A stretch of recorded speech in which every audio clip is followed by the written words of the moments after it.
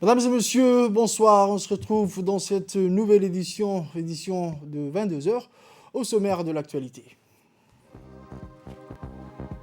Pour les actualités nationales, au nord, l'inauguration du projet d'adduction d'eau potable à Bissidurou, Obok.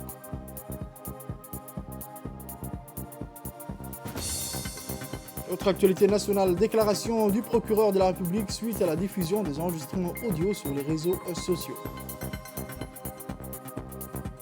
Et enfin, pour les actualités internationales, le sommet entre l'Union européenne et l'Union africaine s'ouvre demain.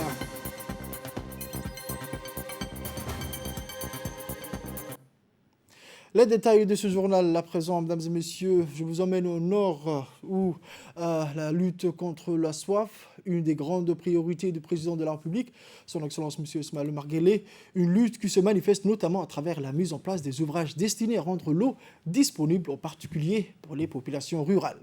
C'est dans ce sens que le Premier ministre, son Excellence M. Abdelkader Kamil Mohamed, s'est rendu ce matin à Obok pour inaugurer le projet d'adduction d'eau potable à Bissidurou Obok.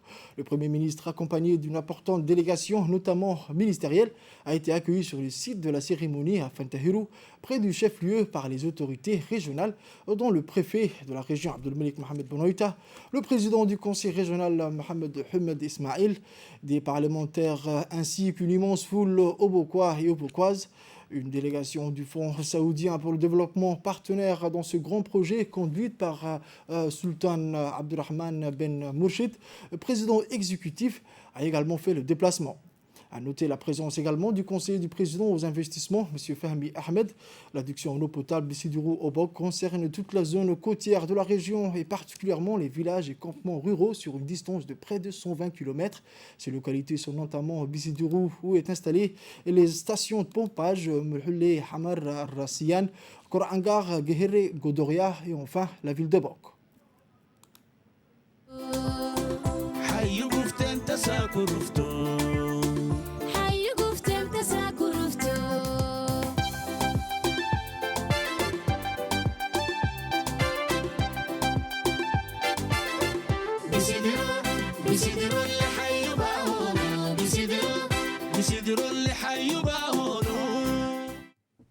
Lancé en octobre 2020 par le Premier ministre, son Excellence M. Abdelkader Kamil Mohamed, les travaux ont coûté près de 11 millions de dollars.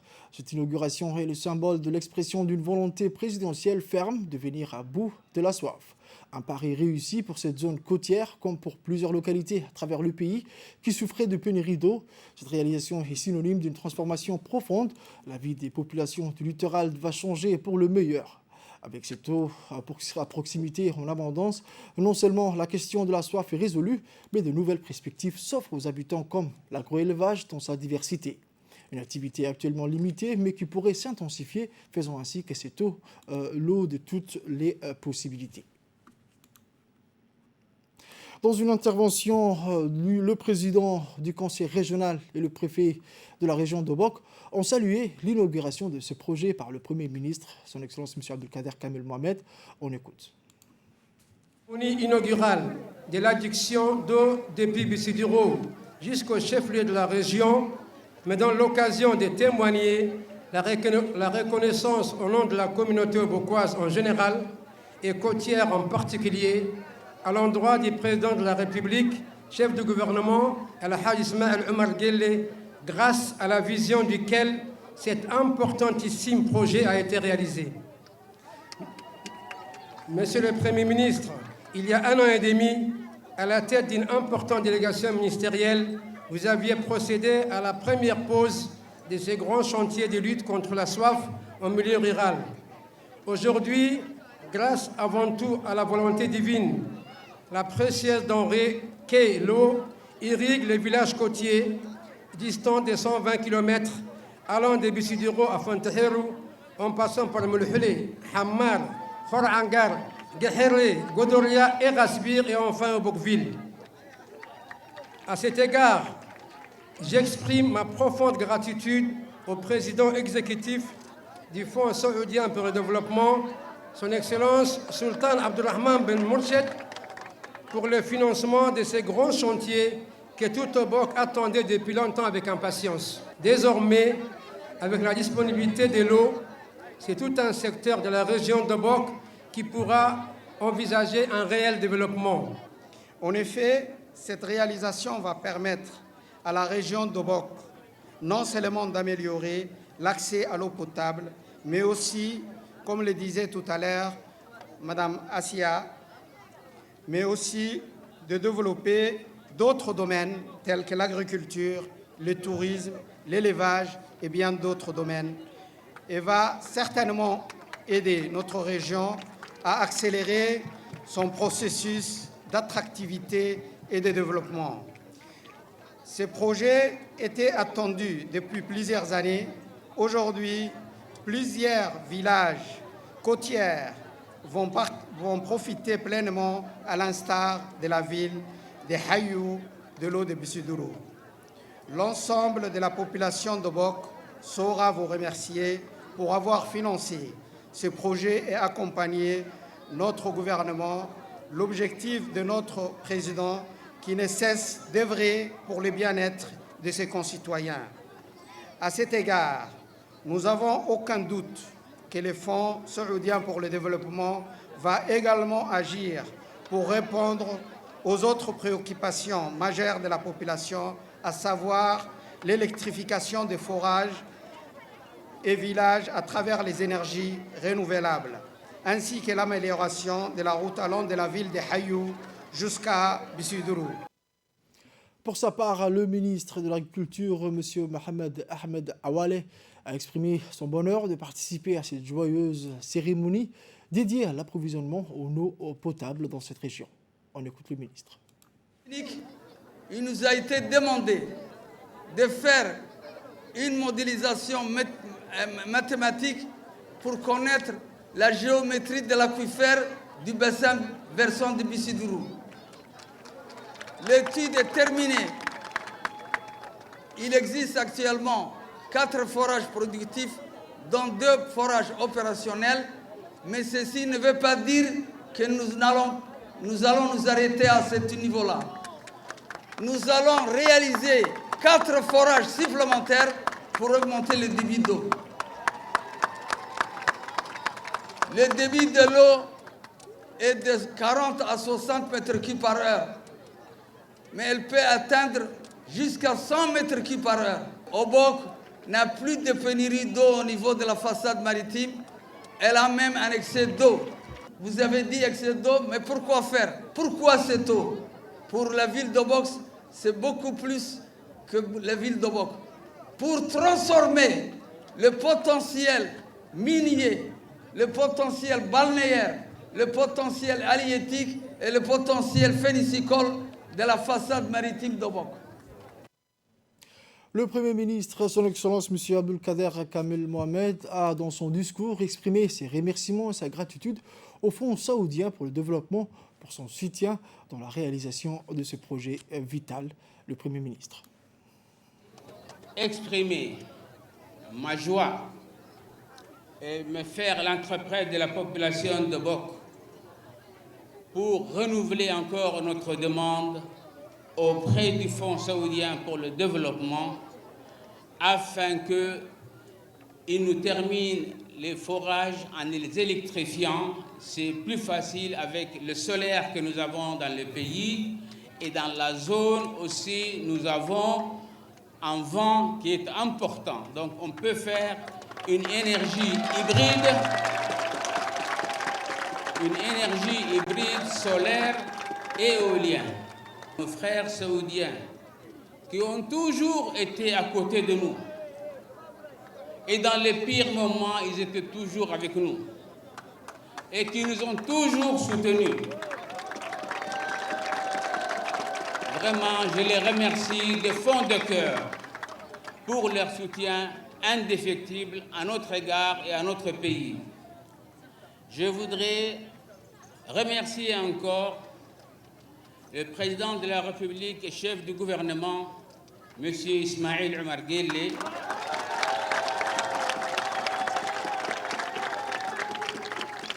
qui m'a encouragé à aller jusqu'au bout pour que ce projet se réalise. Et il suivait de très près, tous les jours, les avancées de ce programme.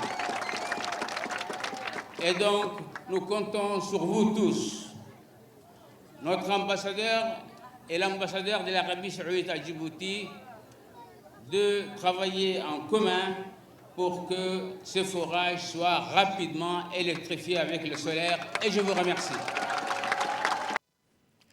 Dans une interview à la télévision nationale, le PDG du Fonds saoudien pour le développement a expliqué l'importance de ce projet qui est bénéfique pour les habitants de Dobok. Après les discours officiels, le Premier ministre, accompagné par la délégation et les membres du gouvernement, s'est rendu sur le site de construction pour couper le ruban. Dans une atmosphère joyeuse et festive, la population de Dobok a remercié le Premier ministre et le gouvernement saoudien pour cette grande inauguration.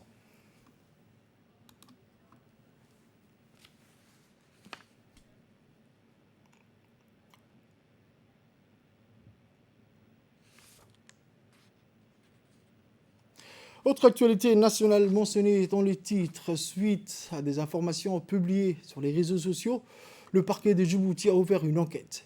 Dans une déclaration faite à ce sujet, la procureure de la République a indiqué que les investigations sur les auteurs de ces actes se poursuivent actuellement.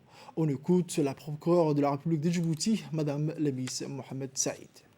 La diffusion avérée de certains enregistrements audio produits par des agents véreux sur les réseaux sociaux, une enquête a aussitôt été diligentée. Les premières investigations menées ont d'ores et déjà démontré l'implication de plusieurs personnes, dont notamment le directeur général de la police nationale et un ancien ministre du budget. Toutes les personnes ayant participé de près ou de loin à la ramification seront amenées à être poursuivies.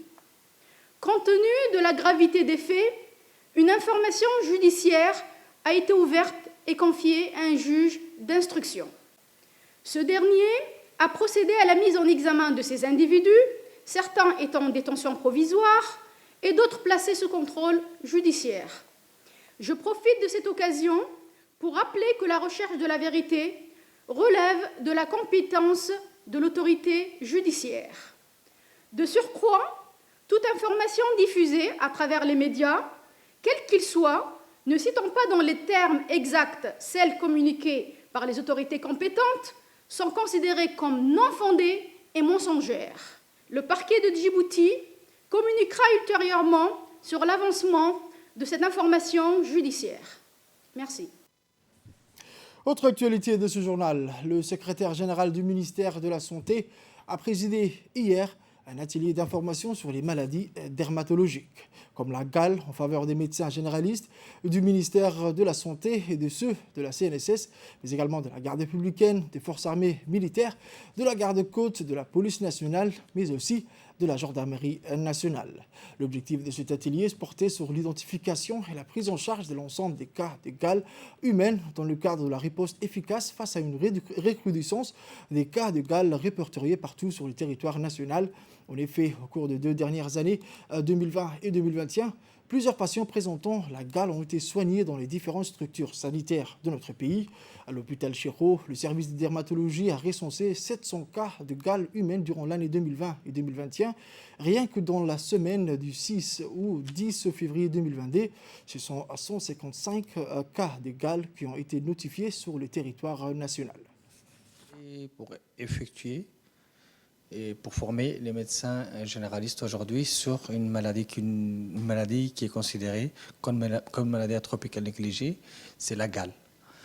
Nous avons eu une recrudescence de cas de gale. Au niveau de l'Institut, nous avons un département d'alerte et d'analyse des risques qui permettent de notifier toutes les maladies qui posent un problème de santé publique. Et nous notons une recrudescence des cas de gale. Donc, c'est une maladie infectieuse, une maladie dermatologique qui pose un problème et qui touche les âges extrêmes, les enfants et les adultes. Et nous avons également pas mal de complications qui, à type d'eczéma de contact, à type de prurigo, qui ne permettent pas à un enfant de bien dormir. Le secrétaire général de la santé, du ministère de la Santé, Dr Salah Benoît Tourab, a félicité ses spécialistes médicaux pour cette initiative de partage et d'échange scientifique. On écoute Dr Salah Benoît Tourab. Docteur Hussein Docteur Hussein nous a contactés pour qu'on puisse parler de l'infection cutanée parasitaire qu'on appelle la gale, que vous connaissez tous, mais dans son ampleur, il a maintenant atteint un niveau très important pour qu'on puisse prendre en charge correctement cette maladie et qu'elle ne s'étende pas de plus en plus, même si elle met pas en cause la vie des personnes atteintes, elle cause des désagréments et puis peut-être aussi à l'origine de l'abstention au niveau de travail et de l'incapacité de travail, notamment les gens qui font le travail manuel.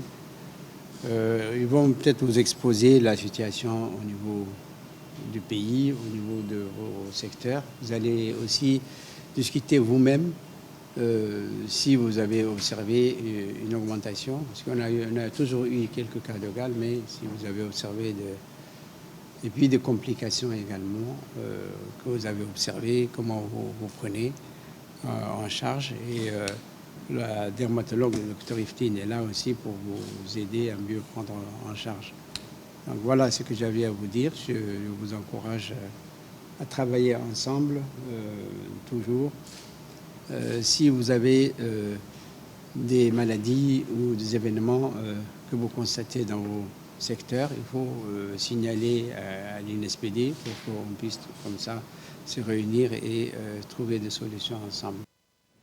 Toujours dans les nouvelles nationales, c'est l'Institut des études diplomatiques de Djibouti qui a abrité hier après-midi la première conférence débat de l'année 2022 sur la prospective géopolitique animée par Pascal Boniface, directeur et fondateur de l'IRIS. Cette conférence a vu la participation du secrétaire général du ministère des Affaires étrangères et de la coopération internationale et de l'ambassadeur de France à Djibouti, M. Arnaud Guwa. La conférence a également vu la participation d'éminentes personnalités de la diplomatie djiboutienne et de hauts responsables de l'administration publique, notamment le secrétaire général du gouvernement, les ambassadeurs des secrétaires généraux des différents ministères et des directeurs de l'administration publique. Cette journée a également été l'occasion de la signature d'une convention de partenariat entre le directeur de l'IED et M. Mohamed Abdelkader Moussa et le directeur de l'IRIS, M. Pascal Boniface. Cette convention a pour but de renforcer le partenariat entre les deux instituts au moment où l'IED ambitionne de devenir un centre de réflexion, un think tank et de la prospective géopolitique. Dans son intervention, M. Pascal Boniface, géopolitologue et directeur de l'IRIS, s'est réjoui du nombre important de partenariats entre les deux pays, la France et Djibouti, dans le domaine de la diplomatie.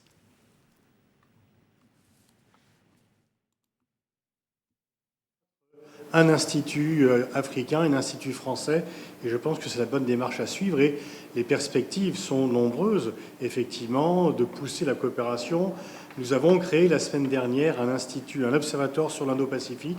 Très certainement, les échanges entre la France et Djibouti seraient fructueux sur ce sujet-là. Vous avez cité vous-même, Monsieur le Secrétaire général, les questions de l'environnement. Nous avons un observatoire sur les questions sécuritaires liées à l'environnement. Et là aussi, effectivement, les coopérations, les échanges peuvent être fructueux. Et je pense que la liste est très ouverte. Et effectivement, et c'est dans le temps, dans la durée, que se construit cela. Cela fait maintenant 4 ans que nous coopérons, que nous les connaissons de mieux en mieux. Et j'ajouterais que nous sommes également à la fois très heureux et très fiers de voir que tous les auditeurs qui suivent cette formation, qui est une formation exigeante, qui est une formation qui n'est en rien une formation au rabais, qui demande un travail et un investissement extrêmement grand de la part de ceux qui le suivent, eh bien, les auditeurs et auditrices, puisqu'il y a aussi bien des femmes que des hommes qui suivent Djibouti, vont jusqu'au bout, remplissent tout à fait les critères, vont jusqu'au bout de la démarche et font un travail d'autant plus remarquable. Le directeur de l'Institut des études diplomatiques, M. Mohamed Abdelkader Moussa, a d'emblée souhaité la bienvenue à Pascal Boniface, directeur et fondateur de l'IRIS, et lui a remercié d'avoir fait le déplacement pour animer cette conférence sur la prospective géopolitique. On écoute le directeur. C'est un plaisir pour moi aujourd'hui d'assister cet après-midi à cette première conférence débat de l'année sur la prospective géopolitique organisée par l'UED IRIS en partenariat avec l'ambassade de France. D'où l'intérêt de renforcer la coopération entre les pays du monde qui partagent les mêmes valeurs universelles, à savoir la paix, la sécurité, le droit de l'homme, le développement socio-économique pour la lutte contre les défis mondiaux. Dans cette perspective, l'UED et IRIS, appuyés par l'ambassade de France depuis 2 ans, a mis en place un programme qui permet de mobiliser des conférenciers de l'IRIS, outre la mise en place d'une formation de niveau Bac+5 en analyse des stratégies internationales.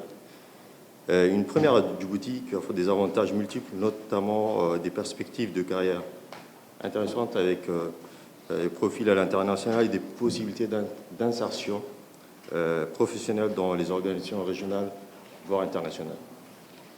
Ce programme concourt ainsi à l'objectif de renforcement du capital humain hautement important à notre gouvernement en exergue avec la vision 2035. Le secrétaire général du ministère des Affaires étrangères et de la coopération internationale, M. Mohamed Ali Hassan, s'est quant à lui réjoui du partenariat entre l'IRIS et l'IED. Il a souligné que ce partenariat offrira beaucoup d'avantages dans les organisations régionales et internationales. Un domaine de coopération entre votre institution et la nôtre, qui est une jeune institution, comme vous le savez, mais qui, depuis quelques années, quand même, a bien pris ses marques et a quand même passé un certain nombre d'étapes cruciales avec cette assistance qui est très précieuse pour nous à travers l'ambassade de France et le conseiller culturel qui est toujours aux côtés de notre institut pour pouvoir développer un certain nombre d'activités. Et je crois qu'aussi, on a quand même réussi en quelques années à vraiment attirer beaucoup d'attention, pas seulement de l'intérieur, c'est-à-dire de beaucoup de hauts fonctionnaires.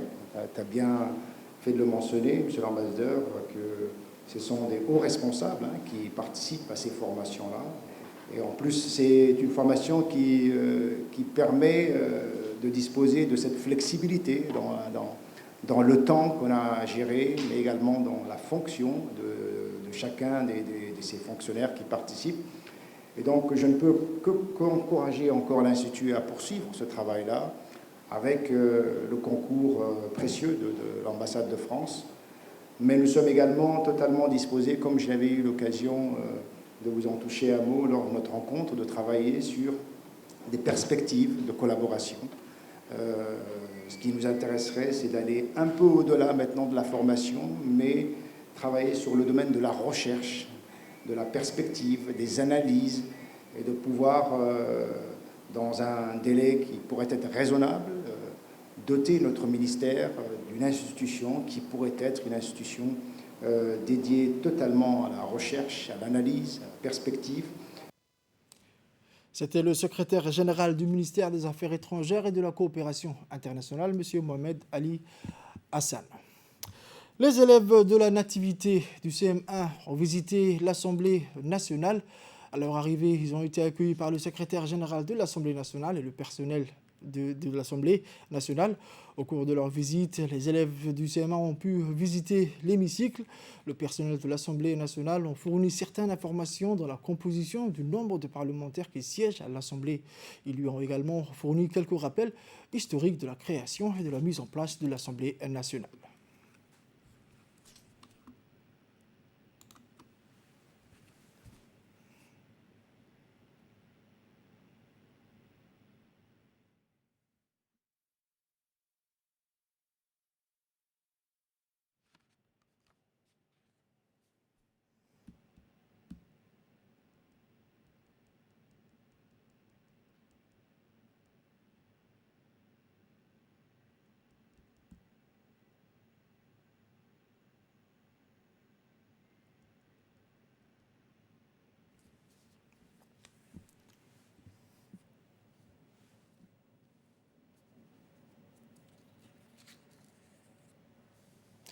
L'Union nationale des femmes djiboutiennes, en collaboration avec les responsables de l'école primaire de Balbala 6, a organisé ce matin une journée d'une visite exceptionnelle à la Bibliothèque nationale.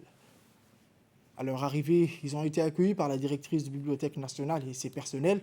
Au cours de leur visite, les élèves de 5e année ont pu visiter l'hémicycle. L'événement riche en couleurs et en projections de films qui s'est tenu à la Bibliothèque nationale a vu la participation de la directrice de la bibliothèque, les personnels de la dite bibliothèque, les responsables de l'école primaire de Balbala 6, mais également les enseignants, les parents d'élèves, ainsi que les élèves de la classe du 5e année. L'objectif de cette journée était de montrer les différentes salles de la bibliothèque, mais aussi le rôle que cette bibliothèque joue, un rôle crucial pour véhiculer la mémoire collective de la nation djiboutienne. Enfin, cet événement s'inscrit dans le cadre de renforcement du niveau de lecture pour les élèves de l'école primaire.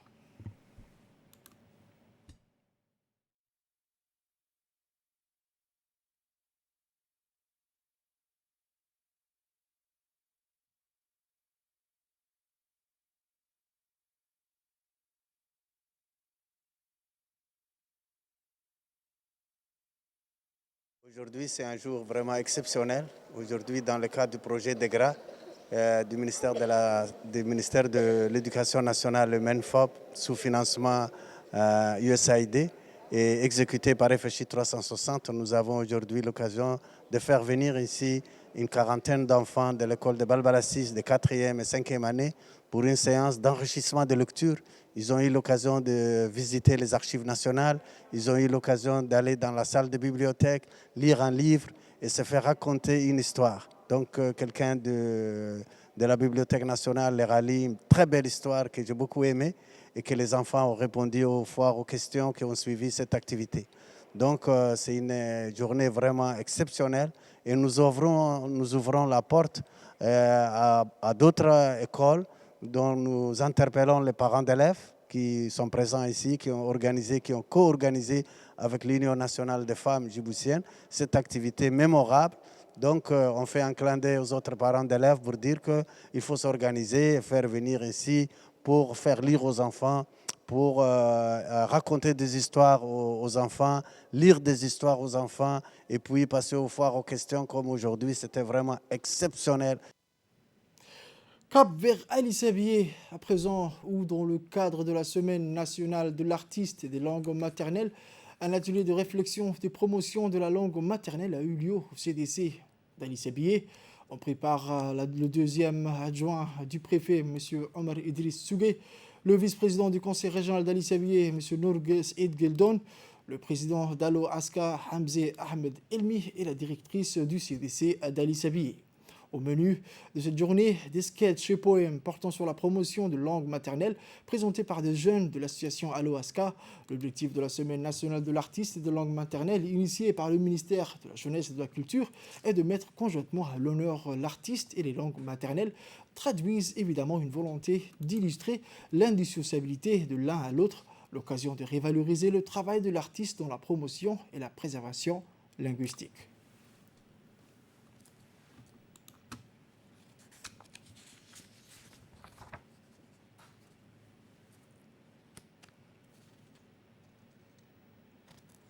Nécrologie de ce journal, nous avons le regret de vous annoncer la mort de M. Abdallah Ali. Le défunt est né en 1956 dans la région de Tadjoura. Il était un retraité de l'EDD où il a marqué 4 décennies dans la ville de Tadjoura et enfin au Bok. Le défunt était un footballeur dans sa jeunesse et un homme modeste, humble et courtois, connu pour son franc-parler. Il était apprécié pour son humour dans la ville blanche. Le défunt Abdallah Ali était un patriarche qui laisse derrière lui 3 veuves et 16 enfants et une vingtaine de petits-enfants. Suite à cette circonstance douloureuse, nous adressons nos sincères condoléances à la famille et aux proches du défunt. Que Dieu l'accueille dans son paradis éternel. Amin. Inna lillahi wa inna ilayhi raji'un. Et enfin, pour les actualités nationales, comme j'ai mentionné dans les titres, les 17 et 18 février, les dirigeants des États membres de l'Union européenne et ceux de l'Union africaine se réuniront à Bruxelles. La question sécuritaire sera un enjeu primordial du sommet entre l'Union européenne et l'Union africaine. Mais d'autres enjeux seront également abordés par les dirigeants africains et européens. Au terme de ce sommet, les participants devraient adopter une déclaration conjointe pour une vision commune de la coopération entre les deux continents d'ici 2030. Investissement, santé, climat. Au total, pas moins de 7 thèmes seront discutés lors de ce sommet autour de cette table ronde. Emmanuel Macron avait annoncé en décembre 2021 vouloir mettre en place un New Deal financier entre l'Union européenne et l'Union africaine. Alors que la France a pris la présidence tournante de l'Union européenne au début de l'année 2022, le président français avait affirmé sa volonté de réviser complètement la relation entre l'Union européenne et l'Union africaine. C'est tout pour cette édition, mesdames et messieurs. Merci à vous de l'avoir suivi et restez avec nous pour la suite du programme.